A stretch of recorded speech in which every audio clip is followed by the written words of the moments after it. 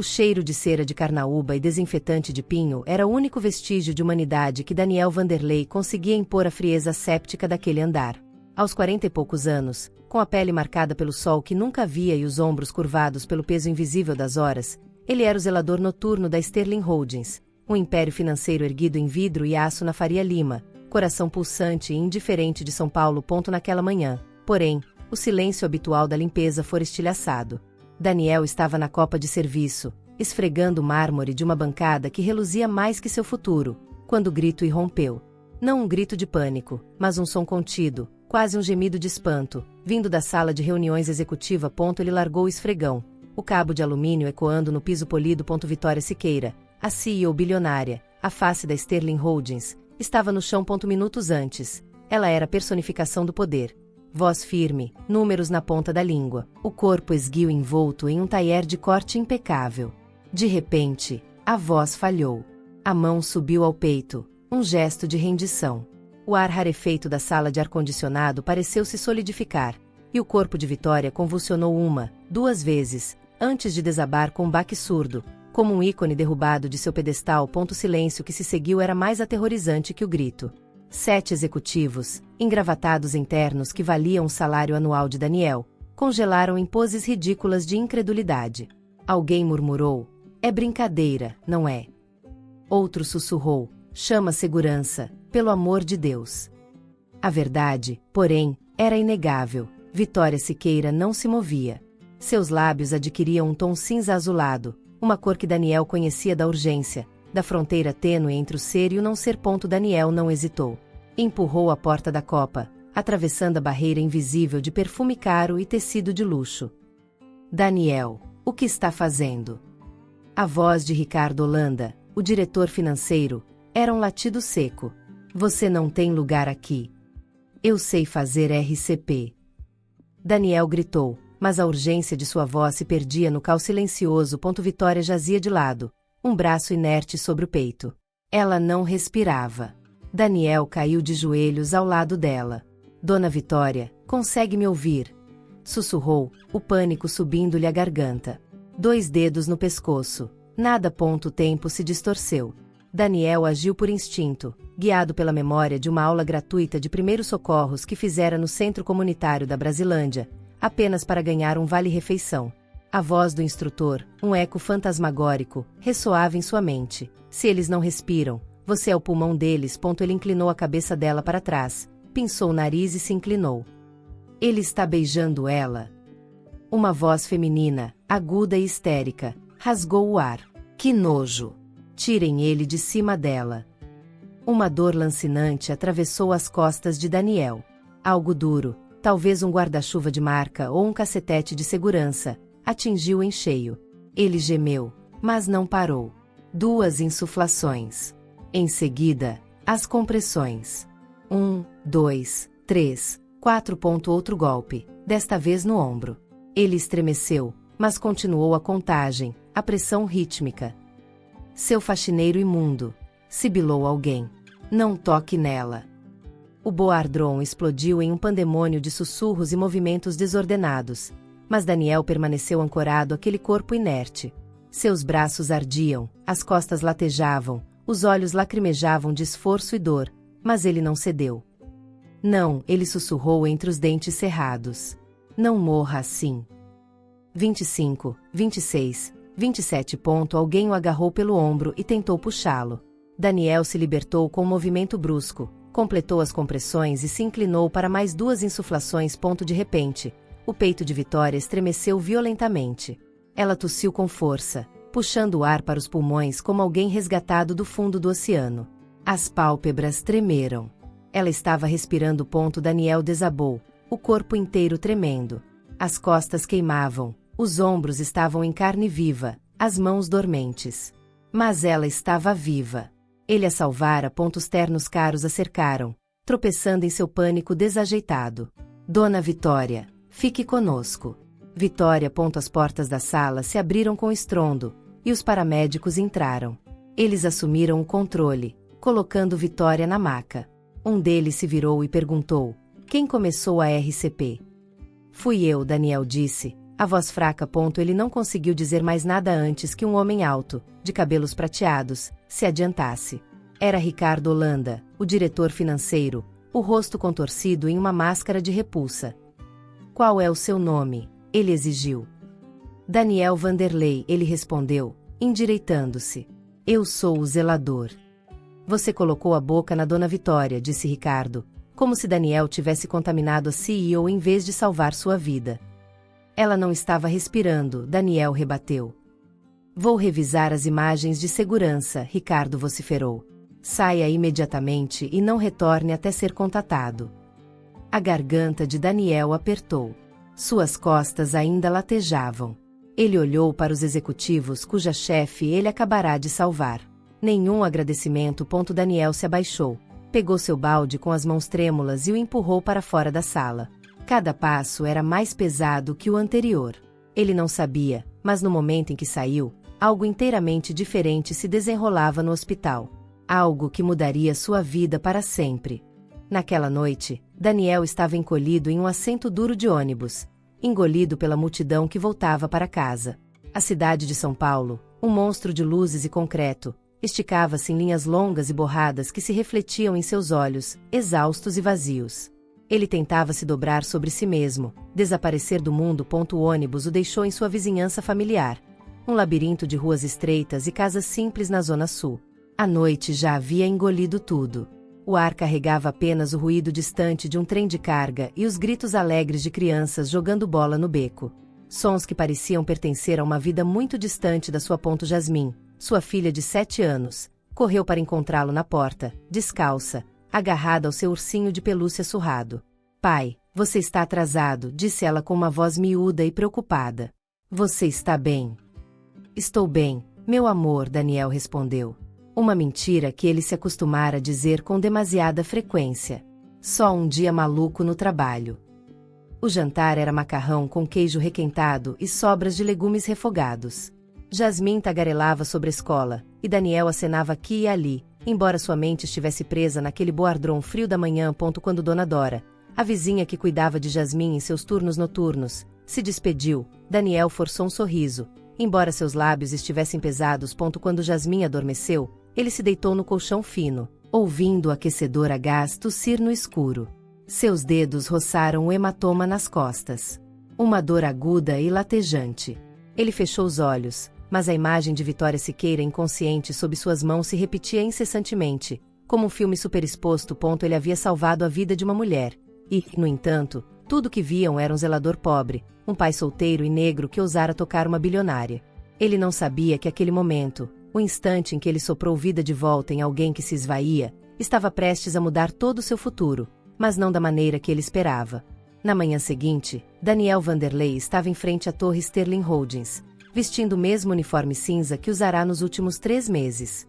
O sol mal havia nascido, sua luz âmbar suave se derramando sobre a praça. Ele apertou a alça de sua sacola de almoço, uma sacola plástica de supermercado contendo um sanduíche de pasta de amendoim, uma maçã amassada e a esperança de que as coisas voltassem ao normal. Ele respirou fundo e caminhou em direção à porta giratória. Mas antes que pudesse tocar a maçaneta, um braço se estendeu à sua frente. Senhor, o senhor não pode entrar, disse o segurança, a voz plana e sem emoção. Daniel piscou. O quê? Eu trabalho aqui. Turno da noite. Fico no 22º andar. O guarda nem sequer olhou para ele. Fui instruído a não permitir sua entrada. Um arrepio gelado percorreu a espinha de Daniel. Por quê? Eu não fiz nada de errado.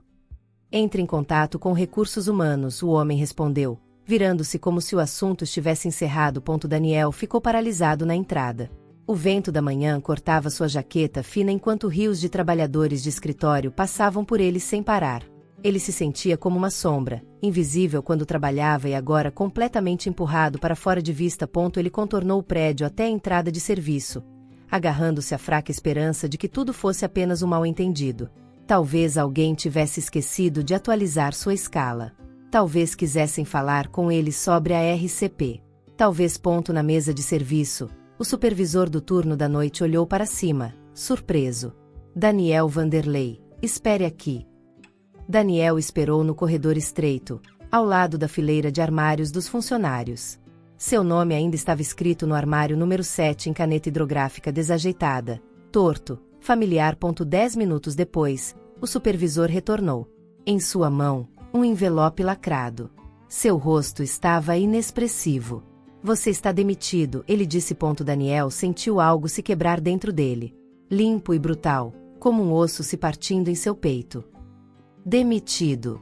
Mas por quê? O que eu fiz? O supervisor encolheu os ombros. O RH disse que é por comportamento inapropriado envolvendo pessoal sênior. É tudo o que sei. As mãos de Daniel tremeram ao abrir o envelope. Dentro, uma carta de demissão e seu último contra-cheque. Sem indenização, sem mais explicações, apenas as palavras emprego encerrado imediatamente.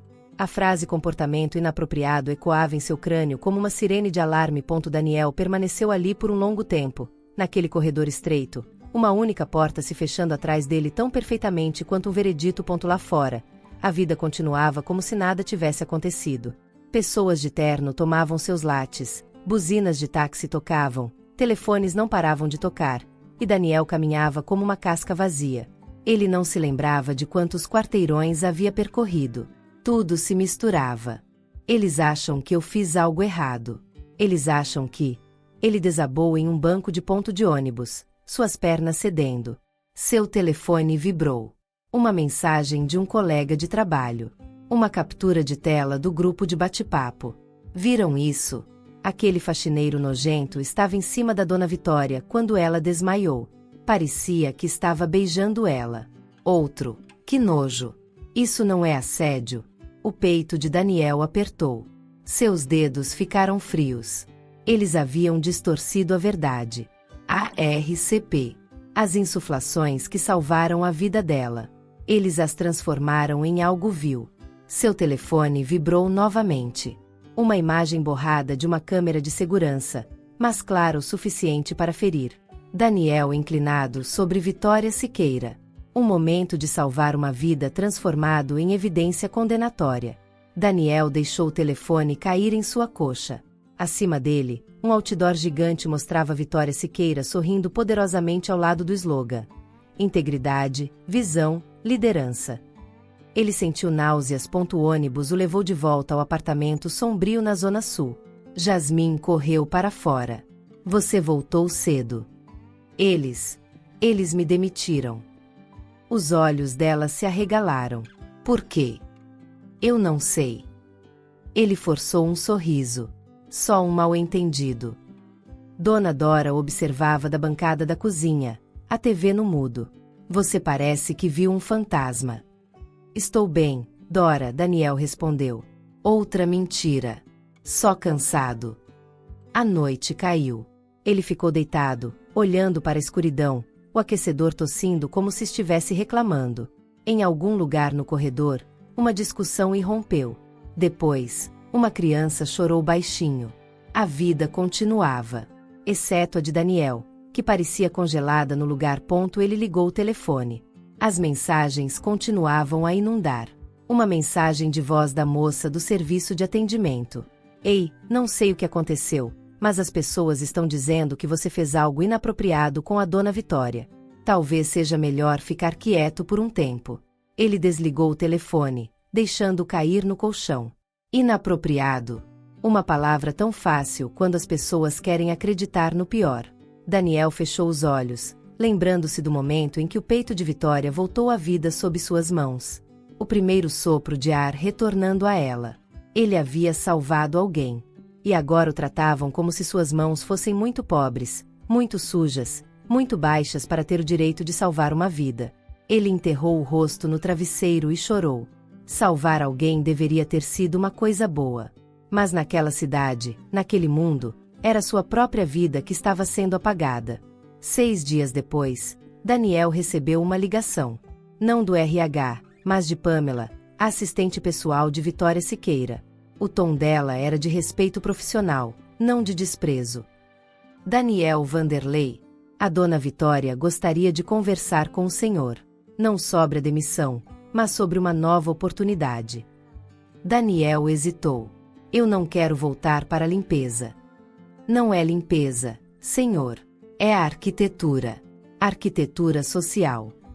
O encontro foi marcado para um novo anexo da Sterling Holdings, um prédio menor e mais moderno, longe da torre principal. Daniel chegou no horário, vestindo sua melhor camisa, ainda sentindo o peso da injustiça. Vitória o esperava em um andar completamente vazio. O espaço era vasto, inundado de luz natural, com uma vista panorâmica do Rio Pinheiros. Não havia mesas, nem divisórias, apenas a promessa do vazio. Eu estava começando a achar que você tinha mudado de ideia, ela disse, de pé junto à janela, uma xícara de café na mão. Quase mudei, Daniel admitiu. 2 vezes, antes de sair de casa. Mas estou muito feliz que tenha vindo. Daniel caminhou lentamente pelo espaço. Este lugar parece diferente. Menos frio. É intencional, ela respondeu. Este andar inteiro é seu, para o novo departamento. Ainda está tentando me convencer a aceitar o emprego? Ele levantou uma sobrancelha. Vitória sorriu. Eu só quero que você saiba que esta porta está aberta. E se alguém merece projetar um programa de bem-estar para funcionários, é alguém que sabe o que é ser ignorado. Daniel olhou pela janela. O rio brilhava, os barcos se moviam sob as pontes. Eu nunca tive um escritório. As únicas chaves que tive foram para um armário de suprimentos e um depósito de vassouras. Então é hora de você ter outra chave, ela disse calmamente. Por que você está fazendo isso de verdade? Ele perguntou, olhando-a diretamente nos olhos. Vitória não desviou o olhar. Porque quando eu estava deitada naquele chão, entre a vida e a morte, percebi que não merecia metade do respeito que as pessoas me davam. Não da maneira que você agiu. Poder sem responsabilidade é apenas uma ilusão, e eu já tive o suficiente dessa ilusão. Ela pegou um bloco de esboços e uma caneta. Tudo isso é seu. Daniel abriu a primeira página, completamente em branco. Ele pegou a caneta e respirou fundo. Eu quero janelas em todas as salas de trabalho. Luz de verdade. Nada de copas que pareçam armários de vassouras. E eu quero um fundo de bem-estar de verdade, apoio ao transporte, creche, assistência para aluguel. Não apenas algumas aulas de yoga para fotos bonitas. Vitória rabiscava notas rapidamente. Você é exigente. Não estou aqui para exigir, Daniel disse, a voz firme. Estou aqui para construir. 1 hora se passou. O esboço na mesa estava cheio de caixas e setas, escritório de apoio, salas de aconselhamento, um espaço onde os funcionários pudessem esperar seus filhos, uma área silenciosa para os trabalhadores do turno da noite. Então, devo entender isso como um sim? Vitória perguntou. Estou dizendo sim, ele assentiu. Não porque eu queira trabalhar para você, mas porque eu quero trabalhar para as pessoas que você e todo esse sistema costumavam esquecer. Pessoas como eu. Esse é o melhor sim que já ouvi, ela respondeu. Daniel parou na porta e se virou. Obrigado, Vitória. Não apenas pelo emprego, mas por escolher me ver. Eu deveria ter feito isso antes, ela disse baixinho. Todos nós vemos as coisas tarde demais em algum momento, ele sorriu. O que importa é o que escolhemos fazer quando finalmente as vemos. Do outro lado da cidade, em uma sala de conferências escura iluminada apenas por abajures amarelos, Ricardo Holanda bebia uísque com a mão trêmula. A notícia o havia alcançado, e o fazia sentir-se doente. Vitória estava construindo um novo departamento, e acabará de colocar aquele zelador no comando. Ricardo olhou para o telefone. A imagem o atingiu em cheio. Daniel ao lado de sua filha em um comunicado de imprensa. A manchete gritava: Sterling nomeia Daniel Vanderlei como diretor de iniciativa de bem-estar de funcionários, um passo em direção à justiça no local de trabalho. O maxilar de Ricardo se apertou, as veias saltando em seu pescoço. Por anos, ele havia sido o arquiteto daquele ecossistema de RH. Demissões silenciosas, acordos de sigilo, arquivos empurrados para a escuridão. E agora, um homem do depósito de suprimentos havia recebido uma cadeira que Ricardo sempre vira como uma extensão de seu próprio poder. Ele discou um número. É Holanda. Preciso que algo seja feito discretamente. Fora dos livros. A voz do outro lado era baixa. Continue. Encontre qualquer coisa sobre Daniel Vanderlei. Dívidas antigas, registros apagados, ofensas juvenis, qualquer coisa. Eu quero que ele seja desacreditado. Isso vai custar caro. Eu não perguntei o preço, Ricardo rosnou. Perguntei se você pode fazer isso. Na manhã seguinte, a chuva batia nas janelas como uma batida impaciente. Daniel estava perto da pia, segurando uma caneca de café frio sem perceber. Havia uma sensação estranha em seu peito, como se algo estivesse esperando, e não era bom. Seu telefone vibrou, uma mensagem de Pamela. Me ligue agora. Algo está acontecendo. Daniel discou imediatamente. Houve um vazamento. Pamela foi direta. Seus antigos registros de despejo, papéis de hospital, até mesmo um delito juvenil selado. Alguém está tentando difamá-lo. Holanda, Daniel disse suavemente, sem precisar pensar. Vitória está furiosa, Pamela acrescentou. Deixe estar, ele respondeu, a voz estranhamente calma. Eu não estou me escondendo. Quando chegou ao anexo da Sterling, o ar estava tenso como um arame esticado. Os rumores haviam corrido quilômetros à sua frente, mas Daniel entrou de cabeça erguida. Em sua mesa, havia um buquê de girassóis e um cartão manuscrito.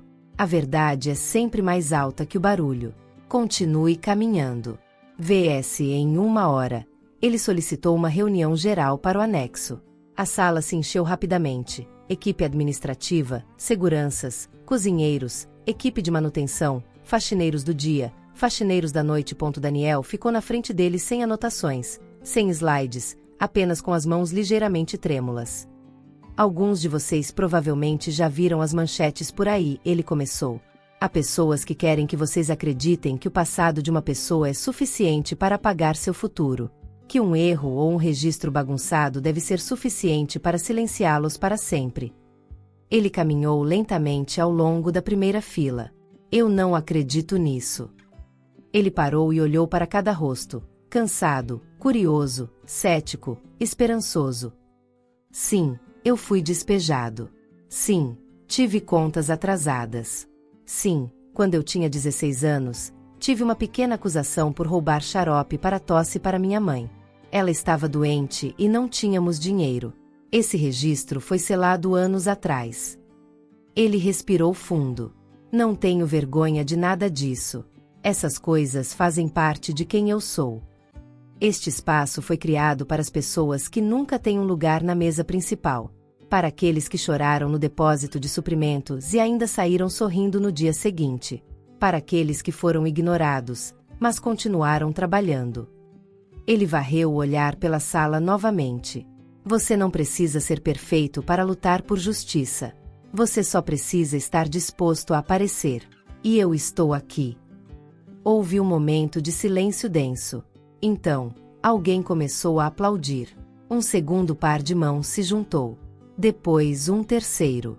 Em segundos, a sala inteira estava cheia de aplausos como um trovão, crescendo em um ritmo pesado e pulsante. Do outro lado da cidade, Vitória estava com a equipe jurídica em uma sala de conferências. Uma tela à frente deles estava cheia de e-mails e documentos. A evidência da campanha de difamação estava ali.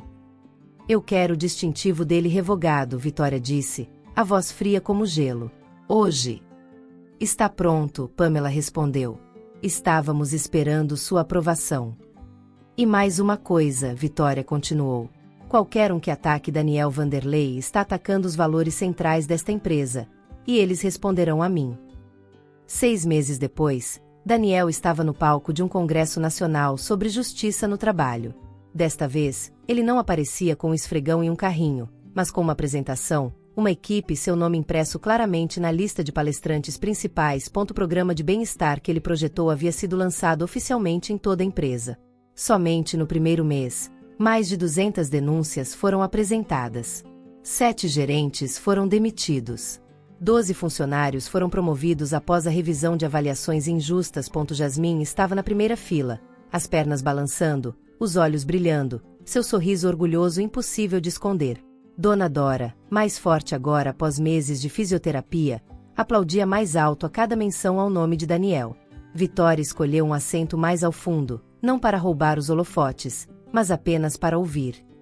Meu nome é Daniel Vanderlei, ele começou, a voz baixa, mas firme.